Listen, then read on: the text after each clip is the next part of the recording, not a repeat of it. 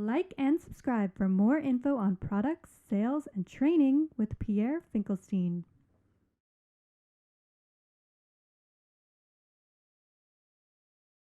All right. So first question from Damien from France, and he's asking, how many years of industry experience does it take to be credible with clients?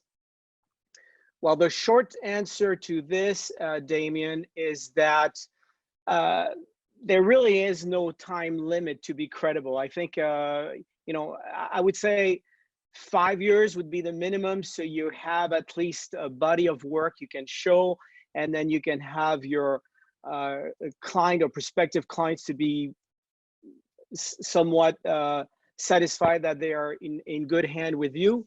But it's an ongoing process, I would say. All right, next question. How do you finesse difficulty client? From Jenny Knotts. Aha, Jenny, of course. Jenny said, how do you finesse a difficulty client? So I am guessing from Jenny that a client could be a decorator, designer, or the client itself, which makes a slight little difference in how you react. But basically the way I do it is that I try to avoid this from the get-go by having a pretty firm contract, a signed sample, a firm contract. I go through all the details of everything, and I don't start the job without a deposit. That solidifies everything, and I don't also start without an approved sample. I don't go the day of the job and start making sample. That will avoid a lot of the difficulties that arise from that. Generally speaking, because we work mostly with architect and designer, we have established a rapport that is very professional. We can take the emotional out of it and go right to the rational. And that's why I said make a difference between dealing with a client that is the owner or the of the designer, because the owner and designer, that's the emotional is going to play a lot more than the rational. Whereas with the architect, you can rationalize why you went from here to there. This is based on our conversation. Emotional is like my mother-in-law came in yesterday and she hates this color, and I start to cry, and what do I do? So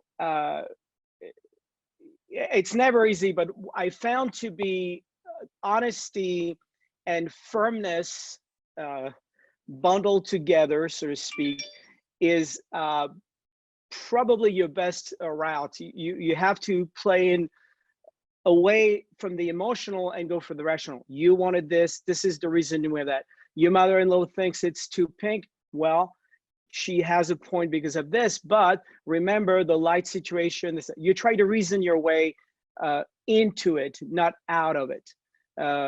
And some firmness without being,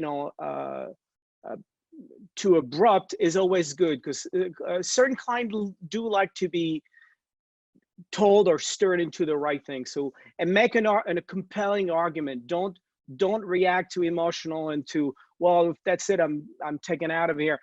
That doesn't help anybody. You just say, okay, let's just see how we can solve that. This is always I try to do.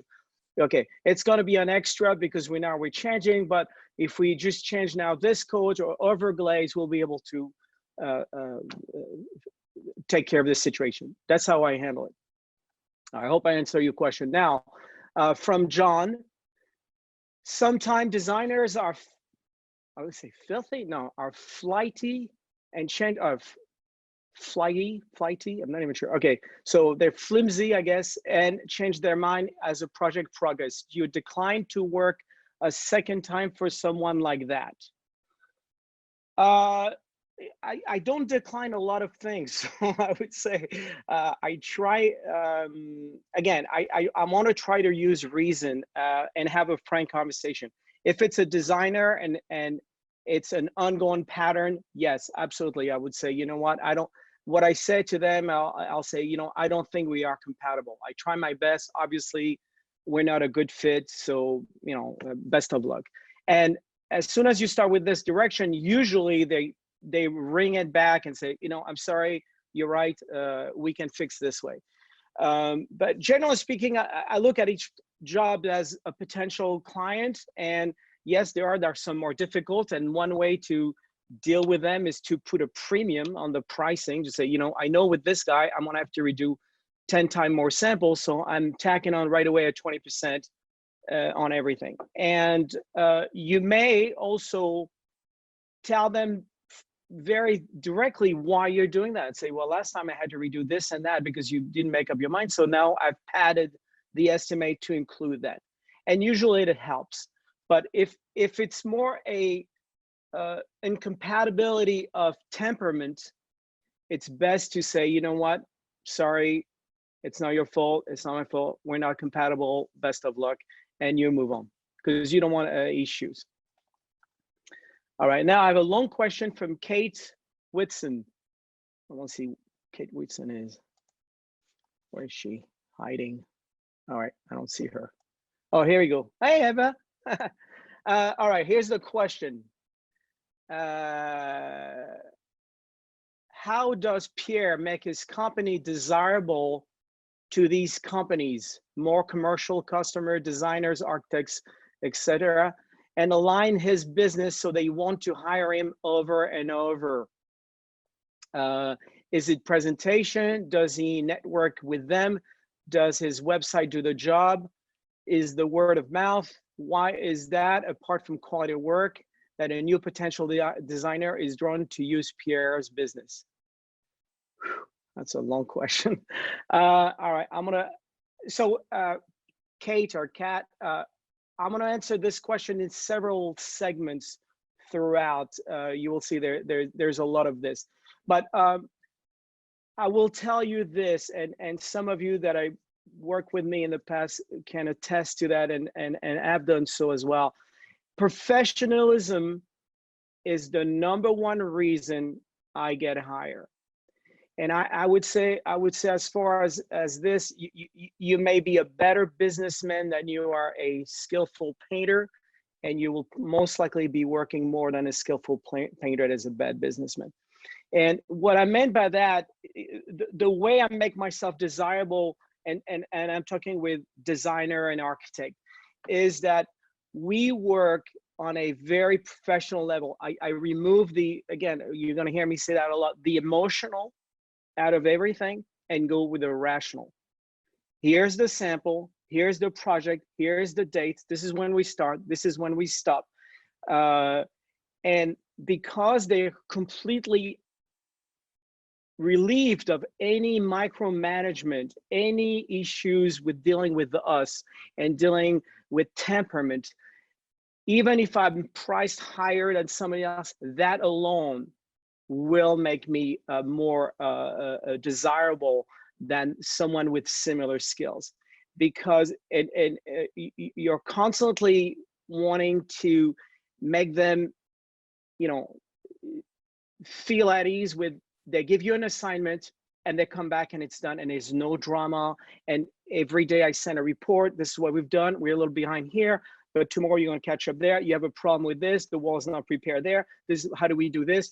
And that alone makes us really, really desirable with designers and all kind of professional traits. When it comes to direct client, residential client, it's a different type of thing. It's mostly word of mouth that is the big go-to. But we'll keep on going into this question because it's got multi-layer and I answer it with different things. So Tom Heeman asks, what is your best advice for a single person to expand his business?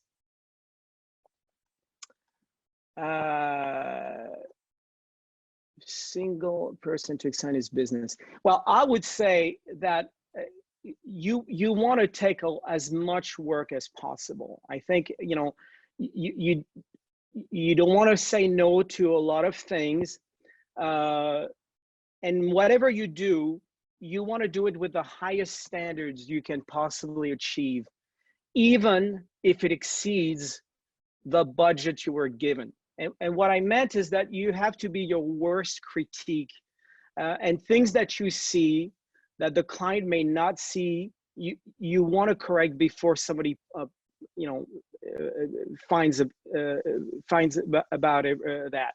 And the issue is that by having this very professional work ethic and very dedicated, that's going to be the best way to make yourself recognized against the other, again, make you very professional, and then get the very important thing of building trust and building a portfolio that's strong enough that you can get more work, essentially.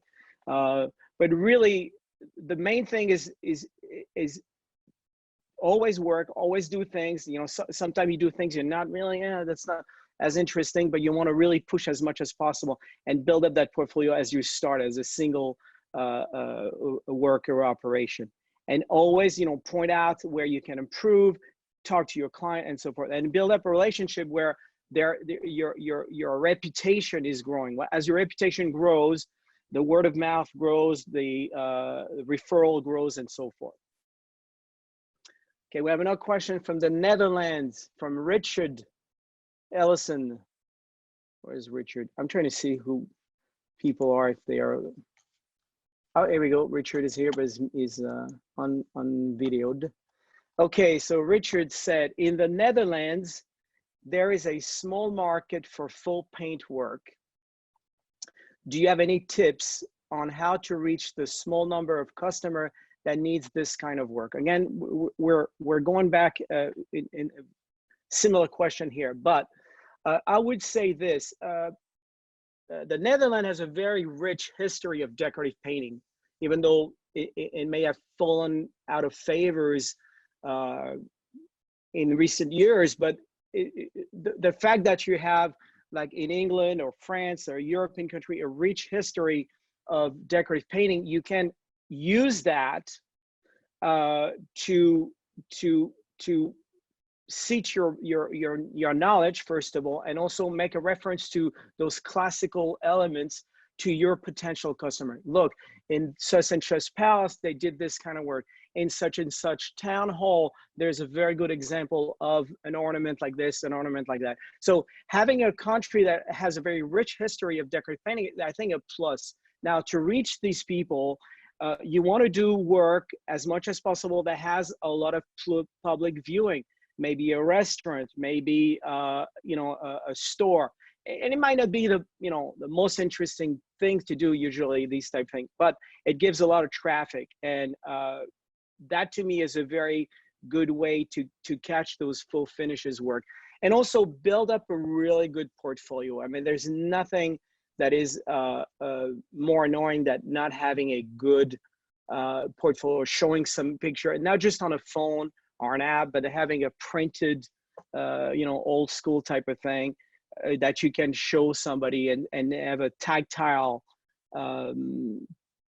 view of your samples. If you just show them just a phone and, you know, going swiping through your phone, say, this is what I do, it's very small. If you're not in a trade, it's hard to evaluate the quality, but having an actual sample when you go to your designer and say, hey, I'm in town, I do this, I like the history of our country, this is the type of, the wood grating was very famous in the 18th century in Holland because of a funny reason that I'll try to get into later on.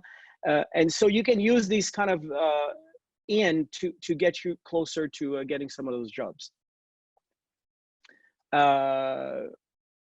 Oh, and another thing also, another great place to start is like real estate agency. They're all often, you know, when they sell a house, they want to have the house spruced up a little bit, you know, cleaned up or decorated. And also when they sell a house, they say, oh, by the way, this is a historical house.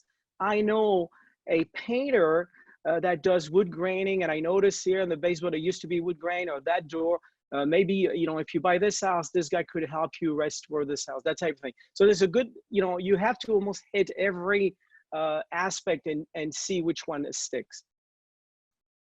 All right, number 7, Faye, she asked, how to generate business, get clients, how to attract customer, how do I attract customers? Again, everything I said above, basically. Um, uh, there's another really great line of work is to work with general contractors. I mean, in the US especially, because the idea is that when you work with a private client, you know, some home, and it's basically a one-off. Maybe you'll get some repeat business. Maybe they'll say, oh, I was so happy, let's do this bedroom, whatever.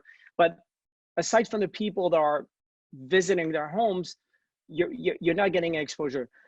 When you work with general contractors and people are in the trade, the construction, even a woodworker, they do so many jobs at once or one after another that, and you say, you know what, I really need a good painter on this job. I need a good guy that can do some full finishes. I messed up, some wood paneling needs to be touched up.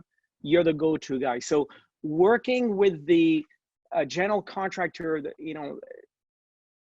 it's a really great way to get a constant feed of work.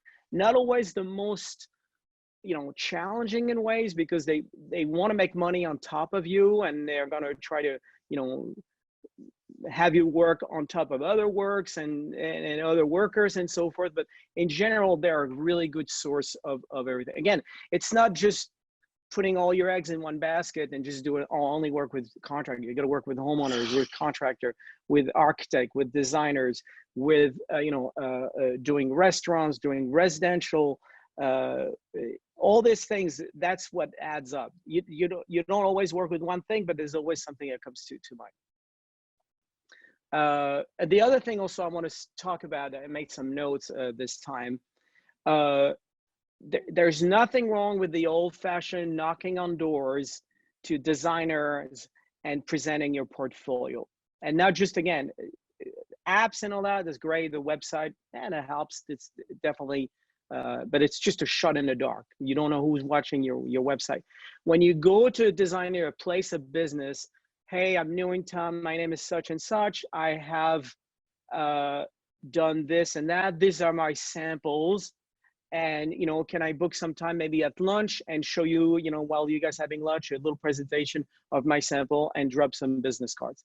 And you'll be surprised how much work you can get out of that. And you have to do it, there are so many architect and designer in one city that, even if you hit 10 or 20 of them, there'll be some work. And sometimes just like, oh, something came up on my desk yesterday, I needed somebody, that's perfect, let's try you out. So build up a nice portfolio of actual samples and have a business card. Nobody has a business cards anymore. I don't know why, but it's just like, here, let's ding our 2 phones, but having a business card is a great thing to have. Okay, how do I attract customer from Russian friends? The names are, I can't say because it's in Cyrillic alphabet, but hello, my Russian friends. And again, we talked about everything there. There's another aspect also that's nice. It's to do community event, community centers, cultural centers, your church, your temple. They often have gathering for the festivity. Maybe you lend a hand, decorate something, put your business cards there. I mean, it's the old-fashioned way of getting business, but it has not to be neglected. Again, it's one of those elements. So between going to your designers, all your different community events, having business cards, doing public work, maybe a friend of mine that used to work with me, she said that one of the best things she's ever done is to do a hair salon, and she did it for the cheap, and she did over decorated, and then you have all those customers that are basically sitting for 30 or 30 minutes staring at the wall. And she left a bunch of business cards on the where they cut hair at a little counter or whatever. And she said she got so much work out of that just because it's a targeted audience that are basically looking at the walls for a certain amount of time, and she got a lot of referral business. So I thought it was a great idea. I've never done it myself, but I think that's if you're in a smaller town, maybe that's a good way to get into your a business. Offer your service at a low cost to a very public area. Restaurants is a good idea as well, but it's definitely a hair salon. And select something that has a high caliber where the client, they pay $100 for a haircut or more. you know they're coming in with a certain amount of wealth. So you can target, you know, if you decorate the you know, the kebab stand in the corner, the clientele is pretty much going to be what it goes for, which I'm one of them, by the way. I'm a big fan of kebab. But you know, you want to hit the higher plateaus in terms of what business you're targeting. Okay, so I had another person from somewhere, how to enter the business. We talked about it. Now here's another good tip though, for really the entry level painters, which I don't think any of you are, but if you are, you know who you are. It's to work for your friends and family. I mean, yeah, you're not gonna get paid much, but you get your hand wet, in a, so to speak. You start painting, you know, your mother-in-law's, yeah, maybe mother-in-law is not a good choice, but someone you're closer with. You do their bathroom and they have some friends over, they play bridge or whatever. Oh, look at this, my nephew did this, did that. But most importantly, it allows you to make mistake at low cost, figure out your techniques, and get a little bit of exposure. So I've always recommended that, you know, if really starting, you know, you may not get the first restaurant, but if you start painting your parents' house and take some good pictures, put it on portfolio, have them write a referral. You know, they will know that it's your parents on your website. Oh, this person is so great. Turns out it's your mom that wrote that, but don't forget to take the trash out at the bottom. Anyway, so that's a good way to get into it. All right, now from Linda Robbie, I see Linda Robbie with a hat, captain hat, very nice. Advice regarding growing a decorative painting company. Again, we talked about it, so I subdivided, but to me, again, professionalism be your number one way to grow your business, and obviously skills. I mean, if you have zero skills, it's going to be a bit of a problem. But let's put aside that everybody has different skills, and it's regardless of your skill level. Your professionalism goes through and through. It doesn't matter if you're a master painter or beginning painter. If you're a professional, you're professional. End of the story. But the other great way to grow your business, again, it's the word of mouth and referrals. I personally get close to 80 or 90% of my business. 90% of my business is referrals or repeat business. I do I mean, again, I've achieved a certain reputation, things like that. So it's, you know, you can't compare apple and apple in that sense. So I got to yield. But from the get-go, working the way I've worked, and again, it's not something I developed my technique over the years for sure, but I tried from the get-go to really be on it. And the referral, you know, I've had clients now for the last 30 years. I mean, it's just, and I've done their house, you know, once or twice over, and whenever they have something, they don't even call anybody else. They call me, I show up, we have a little coffee, we talk, they trust me. I build up a really good rapport. There's a thing about reputation is twofold. Is trust that you're going to do a good job, but also trust that you understand what they want, that you're looking after their interests, that you're going to select the right color, not just to be a one-off, because you want to come back and you want to make them happy and you want them to say, oh my God, this is so great. What an improvement. I wish I'd done it before. So that level of skill is beyond your skill set, is your commitment to the job and you being able to, you know, sort out the bullshit, so to speak, and say, okay, you know, give it a good advice. I've another thing that you know, and I'll shut up on this, but if I'm asked my opinion at a meeting where there's like, you know, half a dozen people, the client is handler, the architect, the designer, the general contractor, and I say, what do you think of that? I'm not going to say whatever the client said, you know, as the go-to answer. Oh, you liked it, so I'll say yes. I'll give him a genuine answer. I said, to me, I don't think it's going to work for such and such reason. You don't have to be rough or, you know, be arrogant about it, but you say, honestly, I think that you know, going with this color is going to be too light. It's going to wash out for, you know, you have to make an argument. You got to believe what you say. Don't be a contrarian for the sake of being contrarian. Be opinionated, but have facts, or an opinion. Say, for me, my opinion is, my humble opinion is that I would do this darker or lighter for the following reason. And that could be contrary to the designer. You don't want to torpedo him in front of the client because he'd say, oh, we want everything white.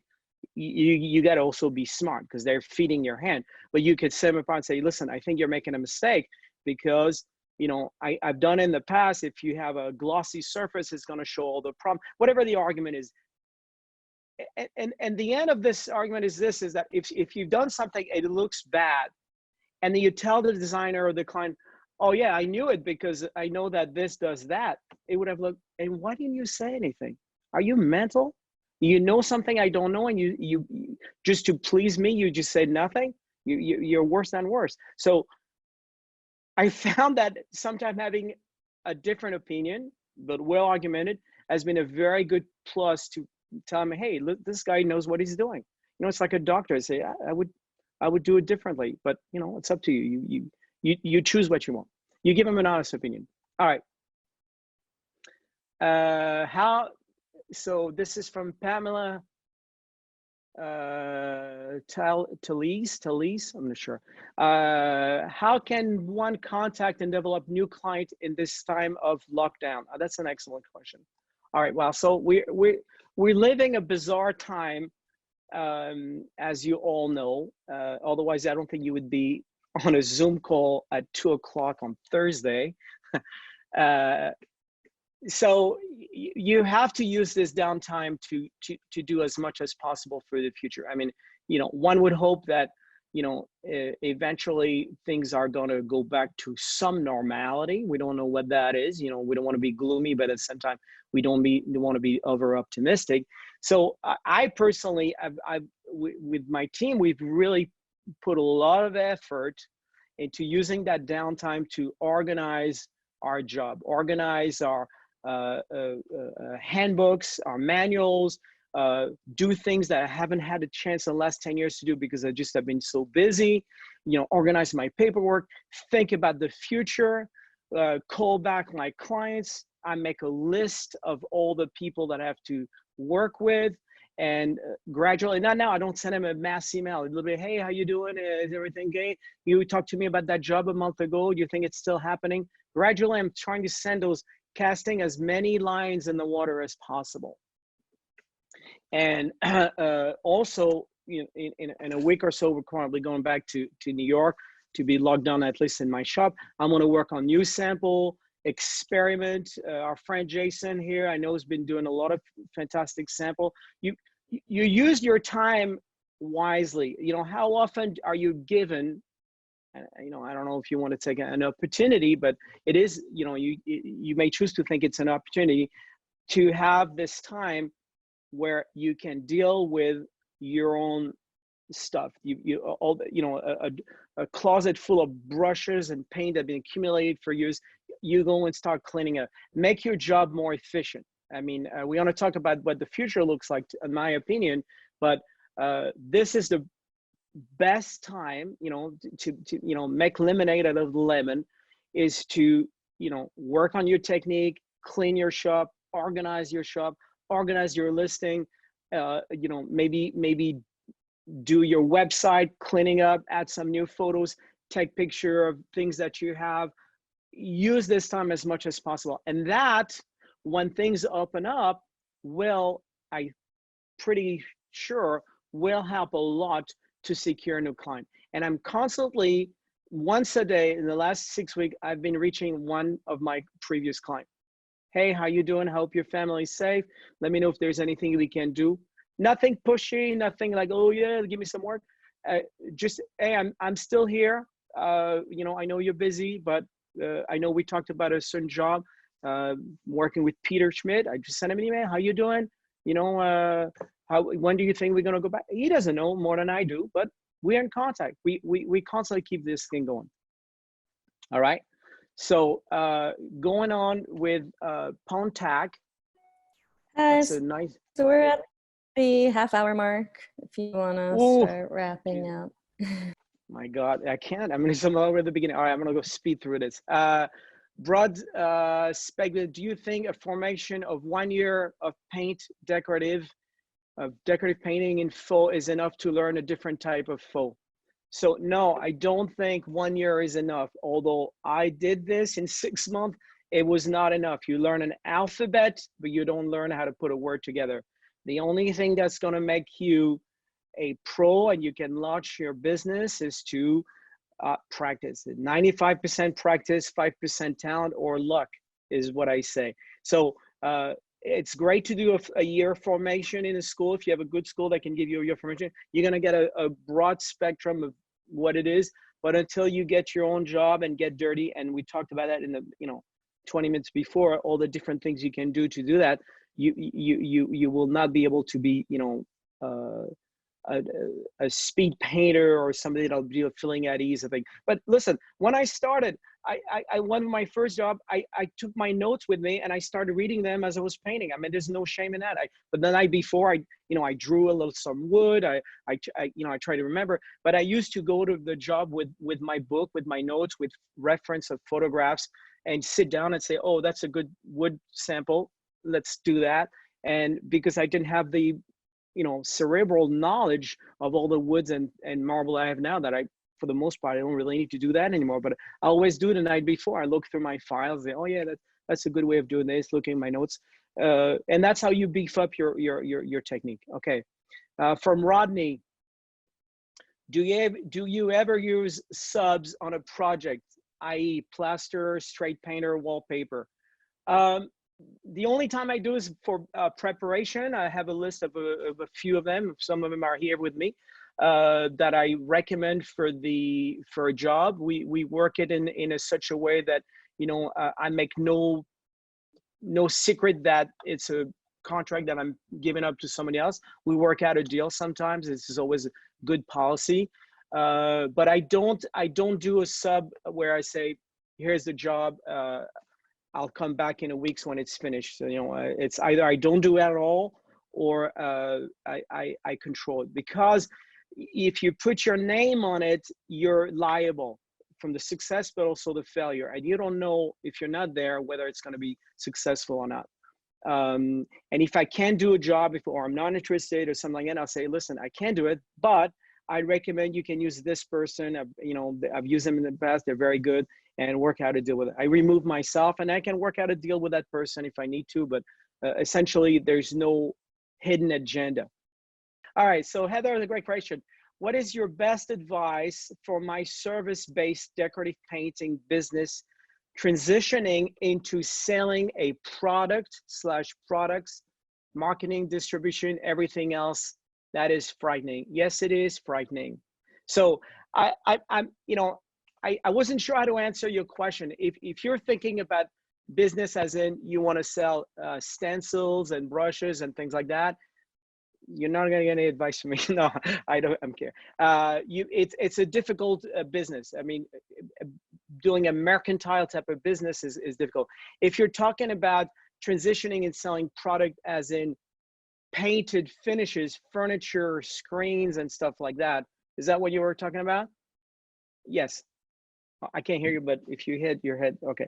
But so if you're thinking about transitioning to doing work at home and painted furniture, so I want to say Etsy kind of a business.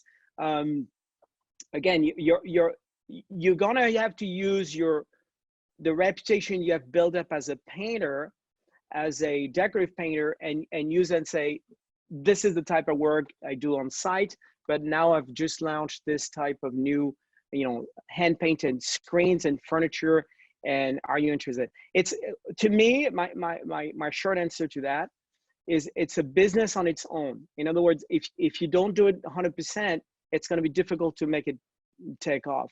So but it's a great idea to do it in collaboration with the site work that you were doing before, or that I'm still doing, I hope. And then tell your client, by the way, I just finished this. I see that, whatever table here, it'd be great if it has a little gilding or decoration. I do that now. If you want, you know, I'll take it with me in my shop and things like that. So you sort of build the business, you grow them little by little, and sometime maybe somebody will buy one of your screens and say, oh, I wish you could do it in my bathroom, and say, oh yeah, but I could do all site work. So they work hand in hand. Making them separate altogether, excuse me, is a difficult proposition, but nonetheless achievable. But you have to develop a new website and everything. So what I did on my website is that I offer, you know, consulting. I do a lot of consulting. It's been really growing nicely, and I'm happy because in these times here, I'm, you know, half of my time is doing consulting. But I grew this alongside my original business. You know, if I had started just to say, oh, I do color consulting, I don't know if I would have gotten any client, but I use the fact that I have Grand Illusion, my core business, to say, hey, by the way, they say, because the client said, oh, you know, what color should I do on that sign? Oh, sure, I can, here's my other hat. I'm a color consultant. This is my fee, and there we go. And I sell and I upsell that. So that's the way. Did I answer your question, Heather? Okay, good. I got a nod, by the way. Do you guys see each other? Yeah. Oh, okay. Good. The question is, how do you organize? No, sorry. What has been your greatest generator of commission and work activity over the years? Well, I touched up on, again, I will say reputation and professionalism. Those are the thing. The skills are very important. Don't get me wrong. I mean, I've gotten things based on my skills, but most of the time, a lot of this repeat business, a lot of going a long way is to make myself indispensable. And to make oneself indispensable, it's not just your skill set. I've worked with guys that were amazing craftsmen, like woodworkers that are just out of the world, but such assholes, such difficult people that they don't get the work. And even I was like, I'm not recommending this guy. It's impossible. So skill set is important, and it's prime for a certain category of clients, but more for any client, professionalism and your reputation. Your reputation takes years to build. I'll say 5 years. I may be optimistic. Maybe it'll take 10 years to build up a reputation where somebody say, well, this guy is on the case, I'm saved. But it takes one job to break it down, to make it collapse. So the reputation is not something you achieved it and that's it. You achieve it, that's good. Then you have to maintain it. It's not just reaching that plateau, is maintaining it, even, you know, going higher, pushing the bar higher and higher. So for me, the greatest generator, again, of commissions, always the fact that dependability, professionalism, we show up when we show up. We try to stay within the deadline. We let the client know. Every other night, I'll send my client an email with photos of what we've done and a little, you know, 3 lines. We've done here, we've done there, tomorrow we're gonna do that. By the way, there's a problem with this. That's it. I don't have to be calling. They don't have to call me. They know. And for them to have this kind of care is, they don't get it from anyone, even people they pay for, you know, like a handler of some kind. So that's really prime. Okay. Teresa, how do you organize your sample board? Well, that's an hour by itself right away, Teresa. But essentially, what I do is I separate textures and paint. So texture is anything that's 3-dimensional, and within my texture, it's easier for me to put them by colors. So regardless of the texture, usually my texture are on board, and everything is the same size. I try to be for a long time like a 16 by 16 for the textures.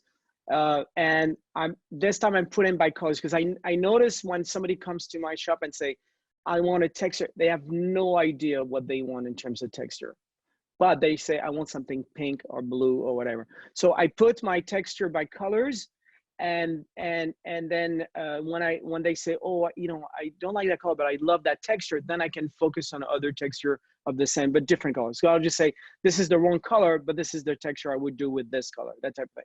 That's for the texture.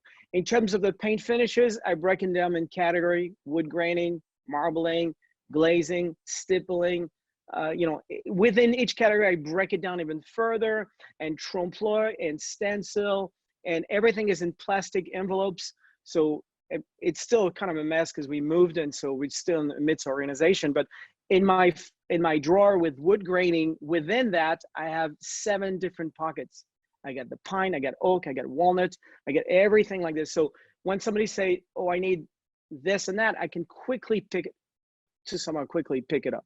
My metallic are separate, and gold leafing are separated from the metallic because one is paint, one is actual gold leaf. Dutch metal is even separated because it's not real gold, and so forth. So it's a fairly big endeavor to do, but really good. And then you can really focus. And then the thing that has sample have multi different things, they're on their own category alone. All right.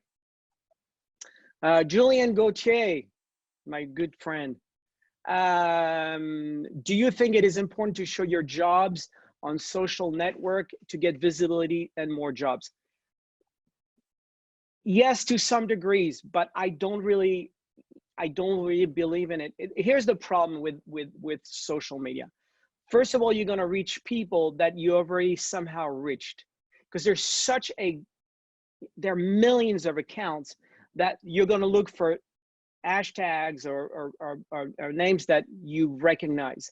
So you're already, casting a narrow net, and people that are like-minded. So are you getting work from other decorative painter? Maybe you'll get some, of course, but you want to get work with designer and decorators. They don't know who Pierre Finkelstein is, unless they look for a particular thing. I'm one of the, 300 million accounts. So it's very difficult to target your audience. It's good to have a presence. Don't get me wrong. I think it's a very good stuff, and we're doing more than I ever done. It's time consuming, and I don't think the return on investment is good. Ego wise, I guess, I got 3,000 followers. It makes me happy somehow, for some bizarre reason. But in terms of work, it has never gotten me any job.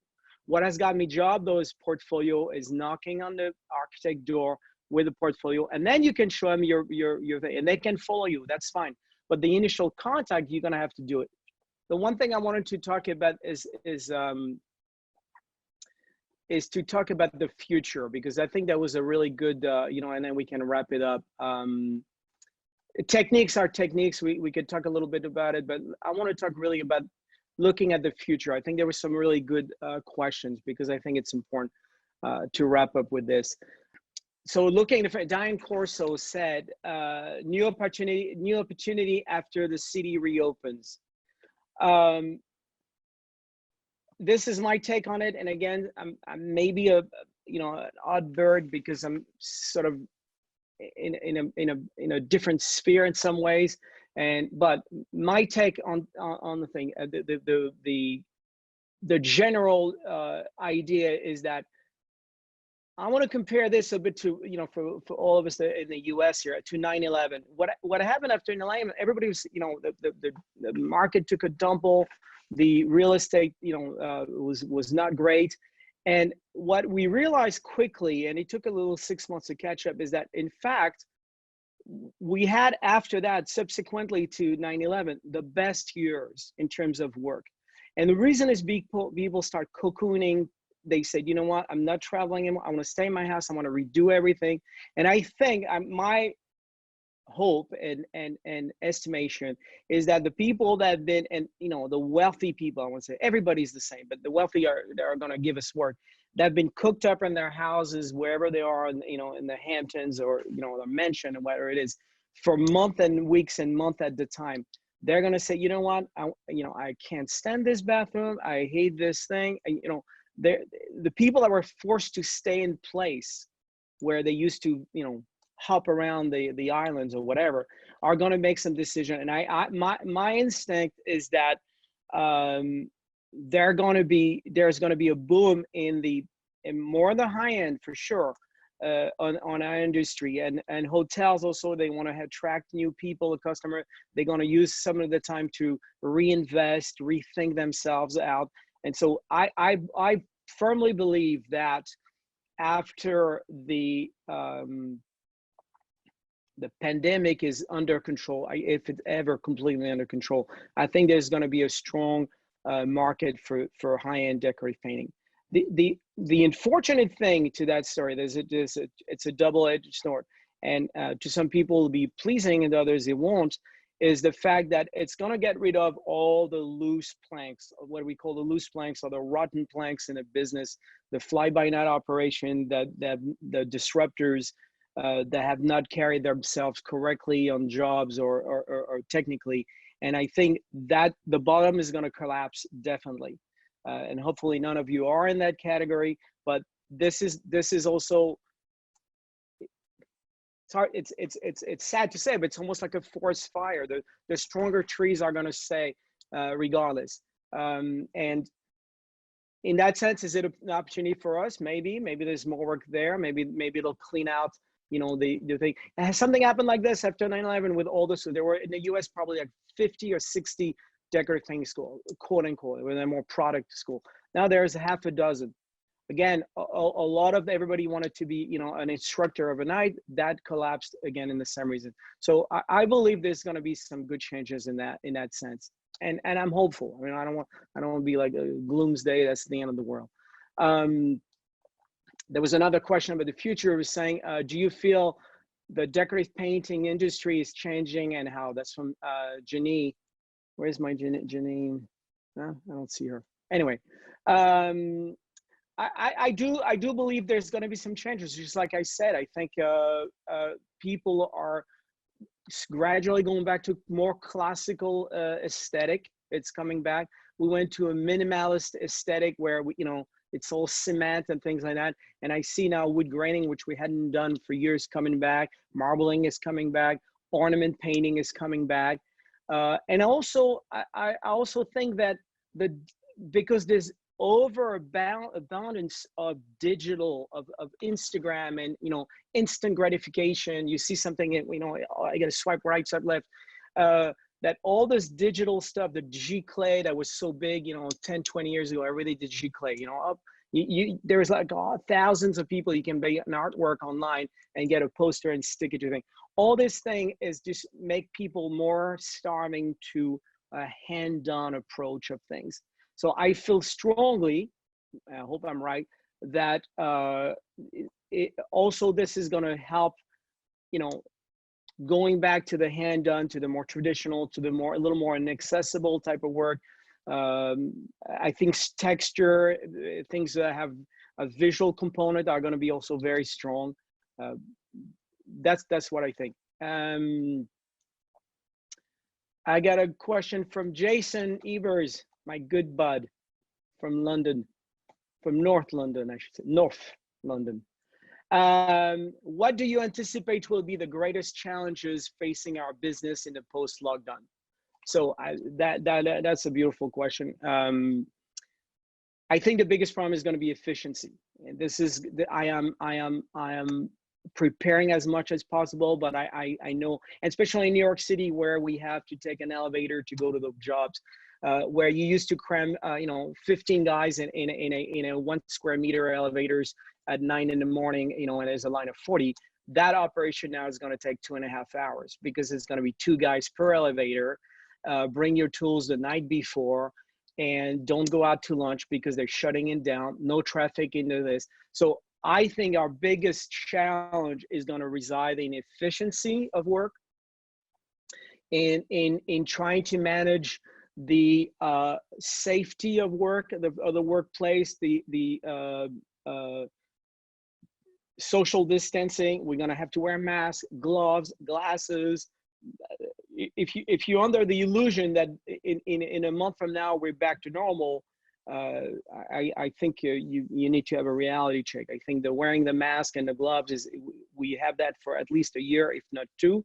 And I hope I'm wrong, but I am preparing myself for that. So the efficiency is going to be way down, and the way to combat that is to be super uber organized, to really have your list, organize your boxes, your tools, your system, to a T, just to make up for the time that you're going to lose in the efficiency there. And then also the sense of anxiety and anticipation, you know, and say, can I let my guard down this week or no? It's going to be a mask everywhere. You know, that I think also is going to be wearing us down a little bit. The future of fall, we talked about it. So I want to open up the mic there for questions, and I have a few people ask technical questions and stuff like that. I'm going to, we got to post, I typed up some of the answers, so we'll have those at least. So what do we have, Nora? I have a question from Linda about increasing her bottom line. I have a good reputation and an established business in my location. I would like to increase my bottom line. Well, go ahead. Okay, done. Next question. I mean, increasing your bottom line is, again, proficiency, efficiency, all that is gonna increase your bottom line. You have to really, you know, somebody had a question about this, but really work with a plan. You come in on the job, and generally, you know, to me now, it's like before the job started, I'm anticipating how it's going to end. I've already, you know, worked out all the steps in my head, all the different pitfalls, and that makes me, you know, increase my bottom line, because I can really dial down, you know, some of the where you lose money, and even you know, accessibility of supplies and delivery, and making sure that, you know, we're working in the most efficient way. We have the room to ourselves. So I think, to me, efficiency is the core to increase your bottom line. You know, and of course, you know, the marketing aspect of it and reaching new clients and so forth. But efficiency will be top of my list. What else we got, Nora? We have Sonia's skipped question of how do you handle late payments? Ah, yes. I don't. So let me go. That was into the pricing category. Yes. So Sonia, yes. So what I do, first of all, is I always request 50% down regarding the project. So right away, I can't get stiff than more than 50%. That's number one. Number two, I'm very, very thorough on my contract, and they're not ironclad, they're paper, somebody can take them apart, but I say I charge per square feet or square meters, depending wherever we work. But it's not, I don't look at a job and say, oh, it's going to take 5 days, so, you know, and then the client say, oh, you did it in 4 days, so I pay for 4 days. No, it's a square footage. And if they say, can you, oh, I forgot, can you do this little wall? Sure, I measure it. Okay, it's 20 square feet plus 20 square feet. I don't want to do this section minus 20 square feet. End of the story. So that alleviates a lot of the problem of the not being paid. The other thing also to avoid late payment is, like, if it's a big job, let's say that has 10 rooms, or be real, 5 rooms within the same job. Every time a room is completed, I will invoice it. So I got my 50%. One room is completed, I get another, you know, the 50% of that particular room. And so at the end, maybe on the last room, I'm less 50% on one room, but I've already gone all the other 5. So I'm like down to 5 or 10%. And the other thing is that you can put in your thing that, you know, after 30 days, you have a 2.5% let fee. I've never done it. I don't think it's enough of a scare. But you know, I'm a dog. I will call people every day, even if it's $500. I won't let it go. It's just a matter of principle. And I don't have to say, never use the excuse, oh, my dog is sick, I have to pay my taxes. That's bullshit. You want to get paid because you've done the job. That's the only reason. Whether you have personal problem, your car is broken down, I never use that excuse to say, I'm getting paid because I've finished this job. End of the story. You don't need to know why I need money, or if my sister is sick or whatever. It doesn't matter. Get paid for what the job does. So again, that comes back to this idea of being professional. If you send your billing on time. The one time I really got hurt, Jason was with me, is this client that, you know, for 6 months I sat on the billing because I just say, oh, you know, she's a spoiled brat. She doesn't matter.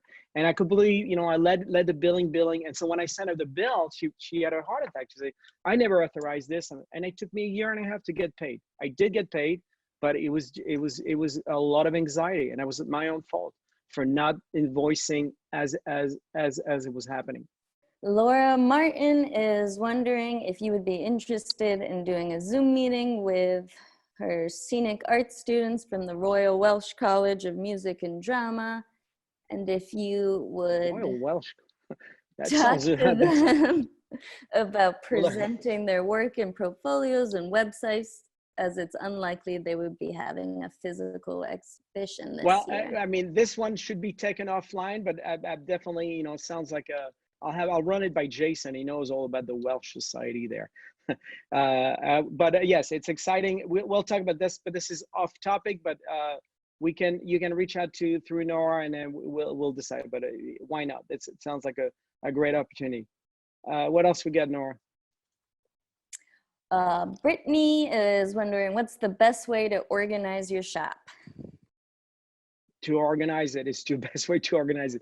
Again, use this time, the downtime. I talked to Teresa about organizing your samples, but I try to have, you know, it depends. For the longest time, I had a shop that was so tiny that we were working on top of each other, and I had to move something to get to something. So now I've got a much bigger shop, so it makes it a lot easier to get things sorted out.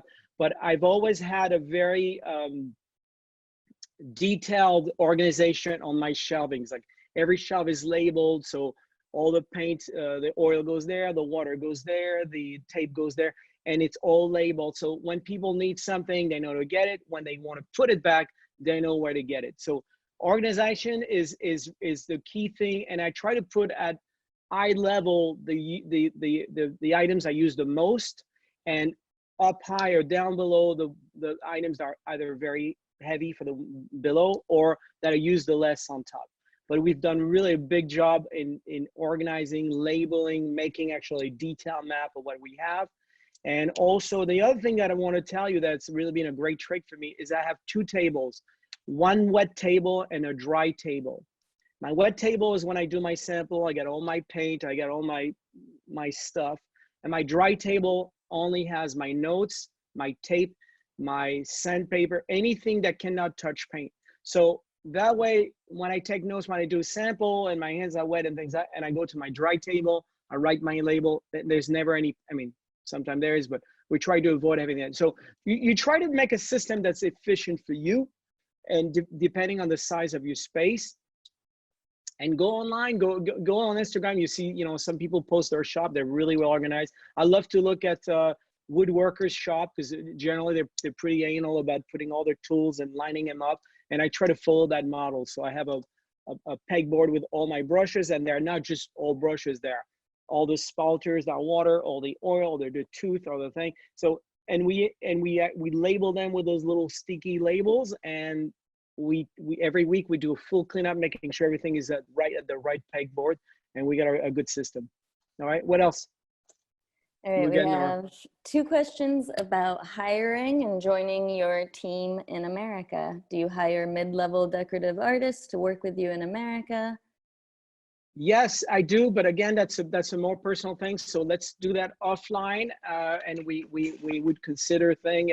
We always take you know, some team members that come for a certain amount of time, and then depending on the visas and stuff like that. But there's an opportunity. Again, it's based on temperament. It's based on whether we click or not, and what you're able to endure, really. What else we got, Nora? I can go back to a couple of questions too. Yeah, that seems to be it for now, if you want to. All right, so we got a couple more minutes. I mean, we all went over, but I'm a giver, as they say. Not really.